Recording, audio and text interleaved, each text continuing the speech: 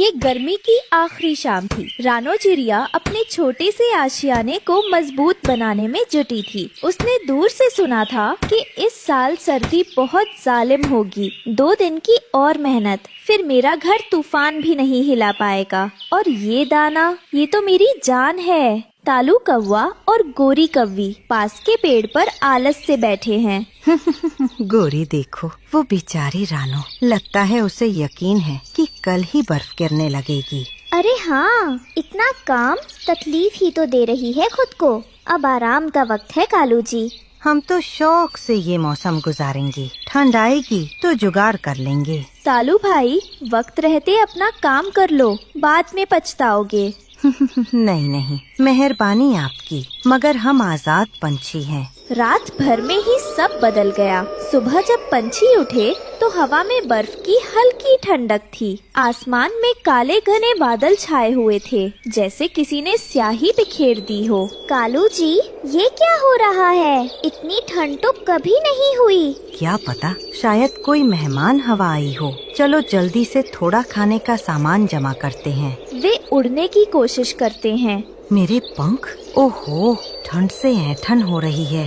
देखो कालू जी, वो टीटू तोता, वो तो पहले ही अपने घर में घुस गया।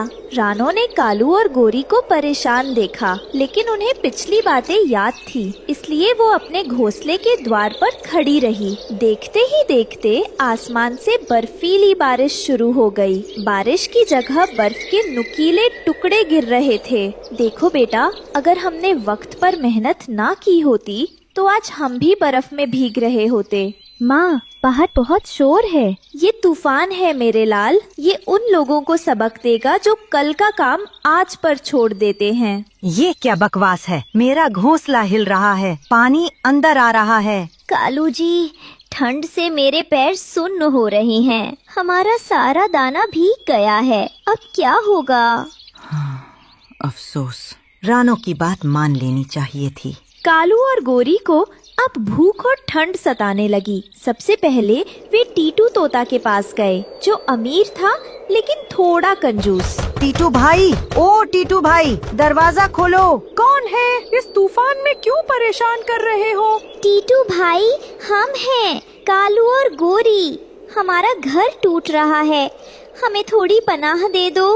माफ करना, मेरा घर बहुत छोटा है, सिर्फ मेरे परिवार के लिए जगह है। तुम लोग कहीं और जाओ। देखा, जब तक दौलत है सब दोस्त हैं, मुसीबत में कोई नहीं पूछता। टीटू तोता से ना सुनकर कालू और गोरी का हौसला टूट गया। ठंडी हवा उनके जिस्म में तीर की तरह चुभ रही थी। वे इसी उम्मीद में आगे बढ़े कि शायद कोई और उनकी मदद कर दे। कुछ दूर चलने पर उन्हें बंटी कबूतर का घर मिला। बंटी अपने घर की टूटी हुई छत ठीक कर रहा था, जिस पर बर्फ जमा थी। वह बेचारा खुद ही परेशान दिख रहा था। बंटी भाई, क्या हाल है? तुम तो खुद मुश्किल में हो। ओहो, कालू भाई, गोरी बहन, तुम दोनों भी बहुत तकलीफ में दिख रहे हो। क्या बताएं भाई, उस बर्फीले तूफान ने हमारा सब कुछ तबाह कर दिया। बंटी भाई, क्या तुम हमें थोड़ी देर के लिए पनाह दे सकते हो? अफसोस है कालू भाई, मेरा घर पहले ही टूटा हुआ है और बहुत कमजोर है। तुम देखो ना, बर्फ के वजन से छत भी टूट गई है। अगर तुम दोनों अंदर आ गए तो यकीन मानो ये छत हम सब पर गिर जाएगी। मैं खुद मुश्किल से गुजारा कर रहा हूँ। तुम लोग मेहरबानी करके कहीं और देखो। बंटी कबूतर की मजबूरी और अपने घर की हालत समझकर कालू और गोरी आगे बढ़ गए। अब उनके पास बस एक ही रास्ता बचा था, एक ही सहारा, रानो चिड़िया। हार कर भूख और ठंड से कम पाते हुए कालू और गोरी उस रानो चिड़िया के पास पहुँचे, जिसका उन्होंने मजाक उड़ाया था। अब उनका गुरूर टूट चुका था और दिल में सिर्फ डर था। रानो बहन, दरवाजा खोलो। रानो दरवाजा खोलती है और कालू गोरी को कम पाता देखती है। क्या हुआ कालू भाई, तुम दोनों इस हाल में क्यों हो? रानो, हमें बचा लो, हमारा घोंसला टूट गया। हम बहुत भूखे हैं और ठंड से मर रहे हैं। रानो बहन, मुझे शर्मिंदगी है, मैंने तुम्हारा मजाक उड़ाया था। मेरी नादानी थी, मुझे माफ कर दो। ठीक है, अंदर आओ। रानो ने तुरंत उन दोनों को अंदर बुलाया। कालू और बोरी को अंदर की गर्माहट और सूखे दाने की खुशबू मिली तो उनकी आंखों में आंसू आ गए। बैठो और ये दाना खाओ, ये मेरे बच्चों के लिए जमा किया था, मगर अभी तुम ज्यादा जरूरतमंद हो। रानो, तुमने हमें माफ कर दिया। हम तो इतने बुरे थे।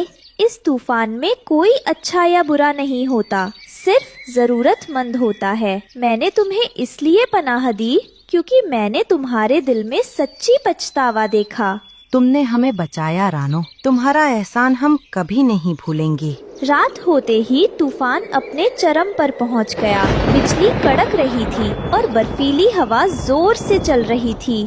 रानो, तुम्हारा घोंसला इतना मजबूत कैसे है? ईमानदारी से की गई मेहनत कभी बेकार नहीं जाती कालू भाई। तभी बाहर एक भयानक आवाज आती है। वह क्या था? एक विशाल शाखा कालू के पुराने घोंसले के पेड़ पर आकर गिरी। अगर वे वहाँ होते तो उनका बचना मुश्किल था। हे भगवान, ये तो मेरे पुराने घर का पेड़ था। रानो, तुमने सिर्फ हमें ठंड से ही नहीं बल्कि मौत से भी बचाया है। धीरे धीरे तूफान थम गया। अगली सुबह हर जगह बर्फ की एक सफेद चादर बिछी हुई थी। सूर्य की किरणें बर्फ पर चमक रही थीं। रानो बहन, तुम सब ठीक हो? हाँ टीटू भाई, सब खैरियत है। टीटू तोता कालू और गोरी को रानो के घोंसले में देखकर हैरान होता है। कालू, तुम यहाँ? हाँ भाई, रानो ने हमारी जान बचाई है। मैंने अपनी नादानी से सब कुछ खो दिया था।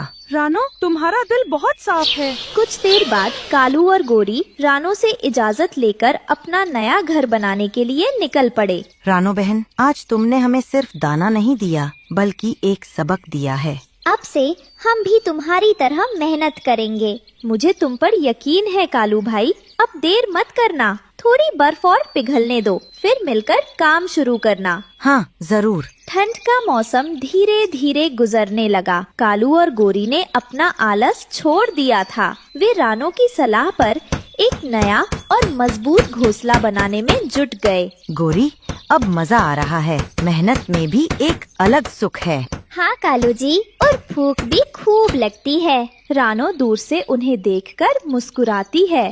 देखो टीटू भाई, मेरी थोड़ी सी मदद से कालू और गोरी बदल गए। सत्य कहा रानो, दयालुता की ताकत किसी भी उपदेश में बड़ी होती है। कालू और गोरी का नया घोंसला बनकर तैयार था। इस बार वो बहुत आरामदायक और तूफान से लड़ने लायक था। कालू कौआ रानो को अपने नए घर पर चाय के लिए बुलाता है। रानो बहन, आज तुमने जो सिखाया उसे मैं जिंदगी भर याद रखूंगा। हम दोस्त हैं हमेशा। हाँ कालू भाई, और सच्ची दोस्ती ही जिंदगी की सबसे बड़ी दौलत है। आखिरकार बसंत का मौसम आ गया। जंगल फिर से हरा भरा और खुशहाल हो गया। चिड़िया और कौवे सब एक साथ मिलकर दाना चुग रहे थे। देखो कालू भाई, वसंत कितना प्यारा है। हाँ, और मुझे अब किसी भी मौसम का डर नहीं है। रानो चिड़िया की मेहनत और दयालुता ने कालू कौवे की आलस्य भरी जिंदगी को बदल दिया। उस बर्फीले तूफान ने सबको सिखाया कि मेहनत ही सुख की असली कुंजी है और दया का व्यवहार सबसे बड़ा इंसानियत का फर्ज है।